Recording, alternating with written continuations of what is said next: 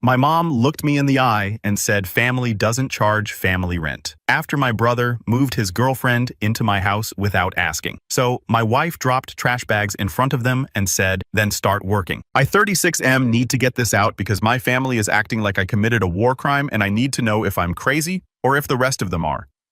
My wife says I should post this. She's sitting next to me right now eating a bowl of Bluebell and nodding. So here it is. I work for a commercial construction company out of the Alliance Corridor north of Fort Worth. I pull wire, I run conduit, I terminate panels, and I come home smelling like copper shavings and sweat.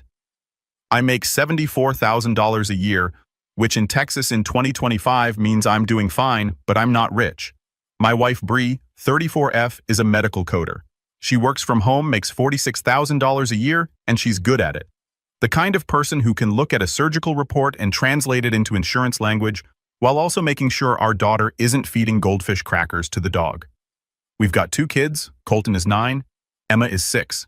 They go to school in Saginaw, which is a little pocket community north of Fort Worth where you can still find houses with actual yards and neighbors who wave at you from their driveways. We bought our house in 2020 for $278,000. 4 bedrooms, 2 bathrooms, a 2-car garage, and a backyard with a pecan tree that drops nuts all over the patio every October. It's worth about $340,000 now, but we still owe $231,000 on the mortgage. Monthly payment is $1,870, including escrow. That's my money. That's Bree's money. That's the roof over my kids' heads. I need you to understand that number. Month, because it becomes important later. The background on Garrett, my younger brother Garrett 30M, has always been what my mother calls a late bloomer. What he actually is a guy who's 30 years old and has never once in his adult life finished what he started. He enrolled at Tarrant County College right out of high school, lasted 1 semester. He said the professors didn't respect his learning style, which as far as I could tell, meant they expected him to show up. After that, he worked at AutoZone for 3 years, which was actually the longest he ever held a job. He got fired for calling out too many times. Then he worked at a vape shop on Pioneer Parkway. Quit after 5 months because the owner had an attitude. Then he did DoorDash for a while, which he described as being his own boss, but which actually meant he drove around Arlington in a Nissan Altima with a cracked windshield delivering Whataburger at 11 p.m. and clearing maybe $1,400 a month before gas. Here's the thing about Garrett. He's likable. He's genuinely annoyingly likable. He walks into a room and people laugh. He's the guy at the family barbecue doing impressions of our Uncle Dale tossing a football with the kids, telling stories that make my Aunt Connie spit out her Dr. Pepper. People love Garrett. They just can't live with him or depend on him for anything more serious than a good time. Our mother Sheila, 59F, retired from working the cafeteria line at a Weatherford ISD elementary school. She gets a small pension and Social Security. She lives in a 1-bedroom apartment near the old courthouse in Weatherford, which is about 45 minutes west of us. And she has spent Garrett's entire adult life making excuses for him. He's figuring it out. He just needs time. Not everyone follows the same path, Wesley. She says my name like that, Wesley, when she thinks I'm being too hard on him, which according to her is always the deal. In January of this year, Garrett's lease on his apartment in Arlington ended. He couldn't come up with a deposit for a new place because, and I want you to really absorb this, he had been spending his DoorDash money on a gaming PC he was building piece by piece. Not saving for housing. Building a computer. A man with no stable income was buying RGB cooling fans while his lease clock was ticking. Sheila called me, and I knew from the second I saw her name on my phone what the call was about. Wesley, your brother needs a place to stay. Just for 2 months. Just until he gets back on his feet. I should have said no. I know that now. But Bree had a soft spot for Garrett. She thought he was funny. The kids loved Uncle Garrett because Uncle Garrett would get on the floor and play with them, build Lego sets, do funny voices. And honestly, I loved my brother too. That's the part nobody talks about. I said yes because I loved him. I told myself it would be fine. I told Garrett directly 2 months. March 1st, you're out. No exceptions. You save whatever you make, you find a place, and you leave. This isn't a halfway house. Garrett said, bro, I got you. 2 months tops. You won't even know I'm here. He moved in with 2 duffel bags, a PlayStation 5, and his gaming PC. He set up in the guest room like it was a studio apartment. He was supposed to be looking for work. What he was actually doing was sleeping until noon, playing games until 3 p.m., doing a few DoorDash deliveries in the evening, and then coming home to eat whatever Bree had cooked for dinner without contributing a dime to groceries. But I let it go because it was 2 months and I could handle 2 months. The problem. March 1st came and went. Garrett didn't leave. He didn't mention leaving. He didn't bring it up. When I brought it up, he said he was close to having enough for a deposit. I asked him how much he'd saved. He changed the subject. But that's still not the real problem. The real problem is that 6 weeks ago, so sometime around mid-February, I came home from work and there was a woman sitting on my couch painting her nails. There was a cat on my recliner, and there was a 55-inch TCL television leaned up against the wall next to the door, like someone had just carried it in from a car. Garrett came out of the guest room and said, "Oh, hey, bro, this is Ashton. She's going to crash here for a few days. Her roommate kicked her out. Nowhere else to go." Ashton, 26F, works at a nail salon in North Richland Hills. She makes maybe $28,000 a year, probably less. She's not a bad person. I want to be clear about that. She's polite enough when she talks to you. She's nice to the kids. But she moved into my house without asking me. She brought a cat named Diesel, a fat orange cat who sheds on everything, and knocked a picture frame off the hallway shelf within the first 3 days. She brought a diffuser that she plugged in the guest room and that pushed eucalyptus oil into the air vents so aggressively that my entire house smelled like a day spa run by someone who'd never been to a day spa.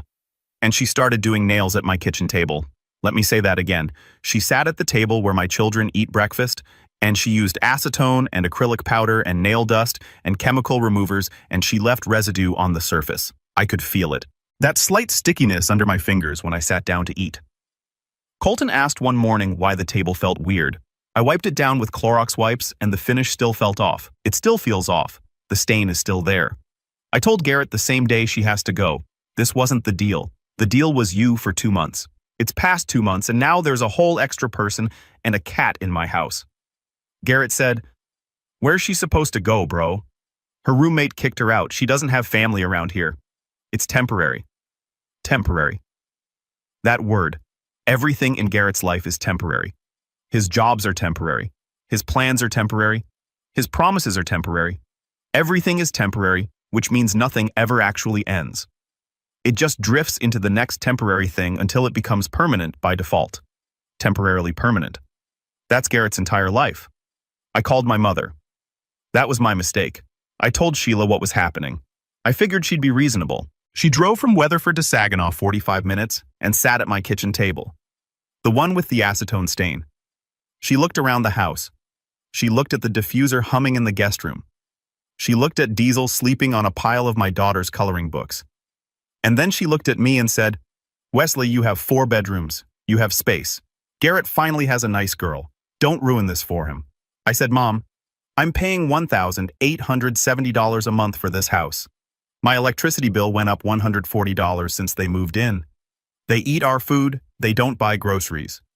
Ashton used Breeze shampoo, the $32 bottle from Utah. Garrett hasn't given me a single dollar for rent. Not one.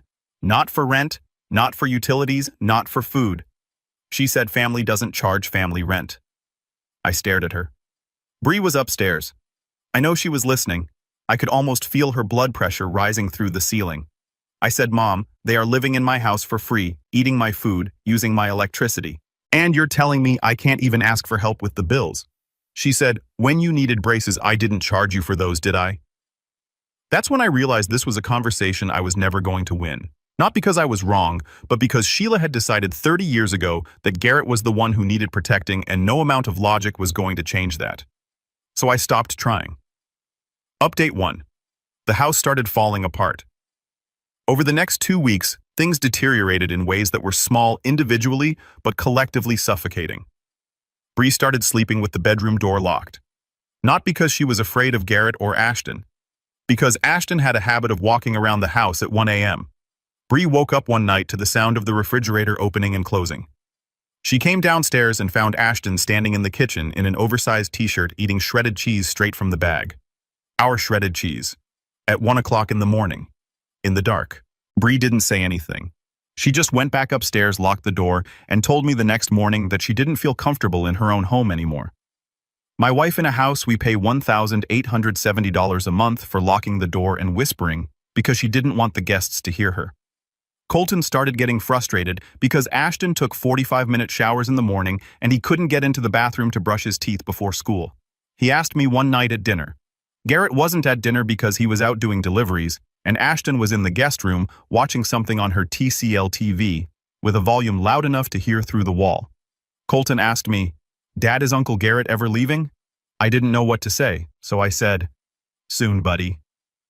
Emma told her first-grade teacher at Saginaw Elementary that there's a new lady in our house and she has a cat and my daddy is mad. The teacher sent a note home. Bree read it in the kitchen and put her head in her hands. I had had enough. Update 2, the 30-day notice. I did research. Here's what I learned about Texas law because I needed to know where I stood. In Texas, once a person has been living in your house for more than 30 days, even without a lease, even without paying rent, even if they were never formally invited, they are considered a legal tenant. You can't just change the locks and throw their stuff on the lawn no matter how much you want to. You have to give them a written 30-day notice to vacate. If they refuse to leave after 30 days, you have to file a formal eviction through the Justice of the Peace Court. That process can take 3 to 6 weeks and cost anywhere from $500 to $1,200 in filing fees and potential legal costs. I printed a 30-day notice to vacate. I dated it. I signed it. I made a copy for I handed the original to Garrett in person. He read it. He looked up at me, and he laughed. "You're really going to evict your own brother," he said. "Like a landlord, mom's going to lose it." I said, "Garrett, you brought someone into my house without asking. You haven't paid a cent in 3 months. My wife locks the bedroom door at night. My son can't use the bathroom in the morning. You've had every chance to do the right thing, and you haven't. This is the notice. 30 days. He shook his head, folded the paper, and walked back into the guest room. I heard Ashton say, "What was that about?" And Garrett said, "My brother's being dramatic." That night, Sheila called. She was crying. Full crying. The kind of crying she used to do when my dad would come home late and she'd sit in the kitchen waiting. "Wesley, how can you do this to your own blood? He's your little brother. He doesn't have anyone else." I said, "He has you, Mom. He's always had you. That's part of the problem." She hung up. Update 3, the family fallout. 2 days after the notice, my Aunt Connie, Sheila's sister, lives in Mineral Wells, hasn't worked in 15 years, has strong opinions about everything and expertise in nothing. Posted on Facebook. Public post. She wrote, "Sad when family treats family like strangers. Some people forget where they came from. Folded hands praying for the Caldwell family." She tagged me. My name tagged on a public Facebook post visible to everyone I know. Bree's mother saw it. Bree's mother called Bree. Bree's mother asked if everything was okay at home. Bree told her what was happening, and her mom said, "That's your house. Those people need to go. At least someone in this story has sense." I didn't respond to Connie's post. I didn't comment. I didn't react. I just muted it and kept going. But I'd be lying if I said it didn't sting. Not because I thought she was right, but because she felt entitled to broadcast my family's business to make herself feel righteous about something she didn't understand at all. Garrett, meanwhile, made no effort to find a new place. No apartment applications, no Craigslist searches, no calls to friends. He continued doing DoorDash shifts in the evening and playing games during the day. Ashton continued going to the salon and coming home and doing nails at my kitchen table even though I'd asked her twice to stop. When I asked the second time, she said, "I'm practicing for a client." I said, "Practice somewhere else." She looked at Garrett. Garrett shrugged. She went to the guest room and shut the door. Update for the click. Day 29 of the 30-day notice. I had just finished a 12-hour shift pulling wire at a new Amazon distribution warehouse out in Alliance. If you've never pulled wire in a warehouse in Texas, let me paint you a picture. It's a metal building the size of 6 football fields with no climate control during construction, and you're running 500 cubic meters per minute feeders through cable tray 30 feet in the air while your hands cramp and your back screams. I drove home in my truck with the windows down because my AC is out, and I haven't had time to fix it because I've been too busy supporting 4 adults and 2 kids on my salary. I walked through the front door. The living room furniture had been rearranged. The couch was against the wrong wall. The armchair was turned at an angle. Ashton had apparently decided that the feng shui of my living room wasn't to her liking and took it upon herself to redesign the space. I walked into the kitchen. Emma's drawings that had been hanging on the refrigerator, the one she made in art class, the one of our family with a son and the dog, and the big tree in the backyard, were gone. In their place was a magnetic grocery list pad from Dollar Tree. Ashton's grocery list in my kitchen on my refrigerator where my daughter's artwork used to be.